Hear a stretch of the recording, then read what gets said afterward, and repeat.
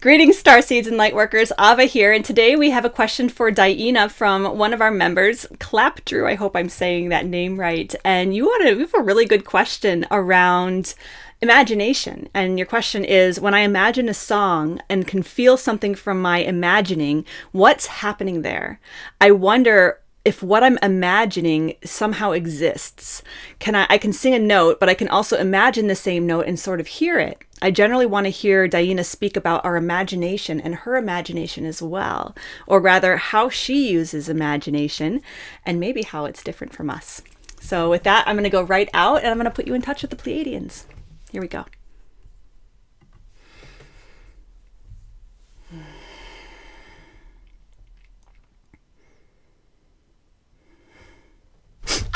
This is DiYeena of the Pleiadian Family, and we are here, what do we say, always, to bring the love, you see.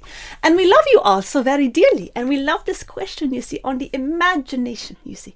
So we have to really break up the word first a little bit. It's so fun to do when you are using words to really look at what is going on. Image. You say image. You are bringing forth the images, you see. And so what is being created, you see, because what is in the imagination is potentiality for creation, you see. And so there is creation happening all the time. And so everything is always starting from nothing and moving into potentiality of something based on consciousness and its desires, you see. And so each fractal of consciousness has a specific frequency of desire, you see.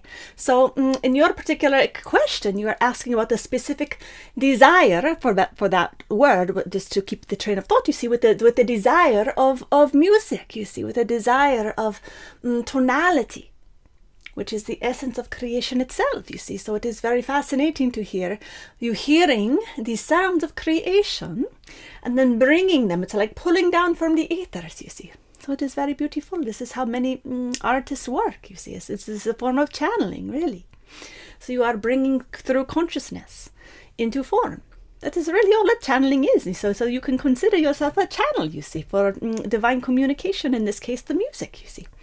So it is no different, you see. For us, it is in a similar way, although we are maybe just a little bit more, there's maybe a little bit less, it's not as dense, you see. So we are not working in such of the lower densities. So the frequencies are simply at a different octave, first of all. So it's a higher pitch from your ear. So it's not something that you would hear in your world, you see, but it is also the ways that we are creating. You have the potentiality to create in the full spectrum when you are here in this dense of an environment, you see.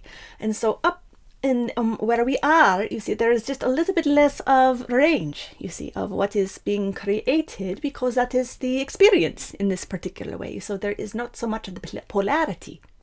So in that way, it is not that we cannot imagine, it is simply that we are choosing experience in consciousness where that is what it is, you see. That is what the spectrum is of that particular fractal of consciousness, you see.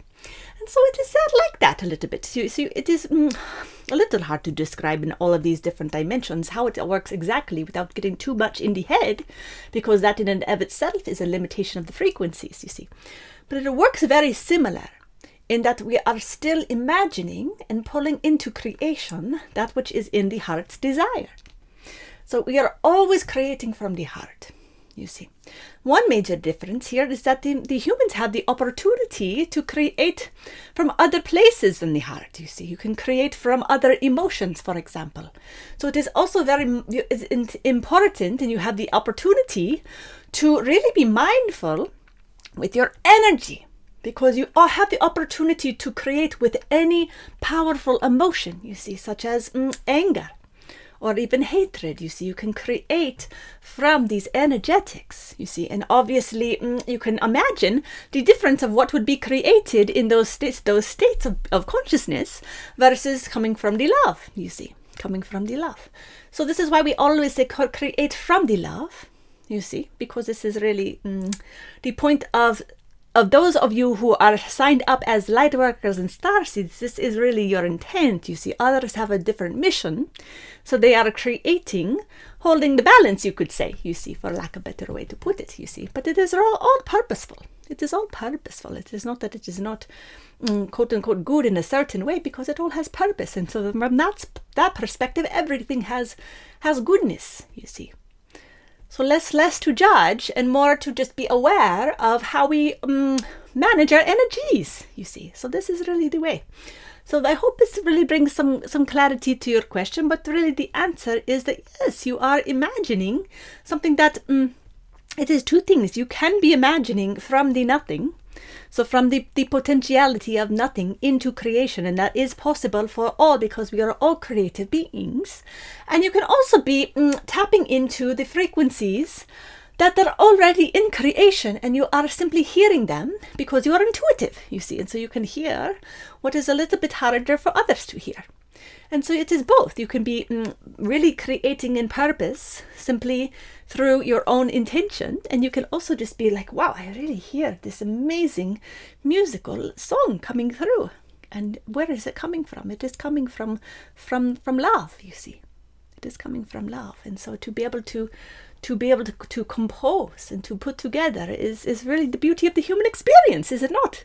So this is really beautiful. So to take it and know that we are creative beings, and imagination is the way that we are able to create, you see.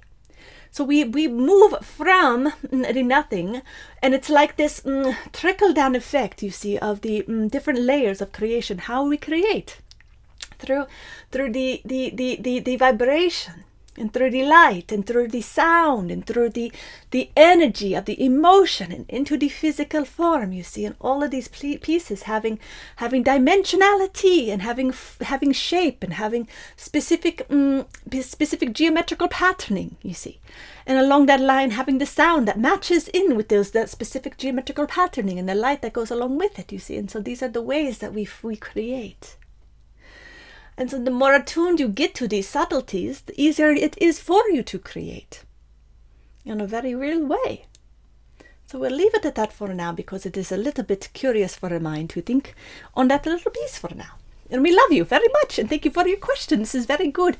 Blessings to you, starseeds. You're all doing such good work. And know that we are already at a place in time in our collective where the tides are turning, and we are really seeing some positive things happening in the timelines, where we are really seeing that the light is really, really here, you see, and you are all doing your job. So it is very, very good news. It is very, very good news for all. So continue doing your good work here in the human forms. This is very good news. We love you all so very dearly.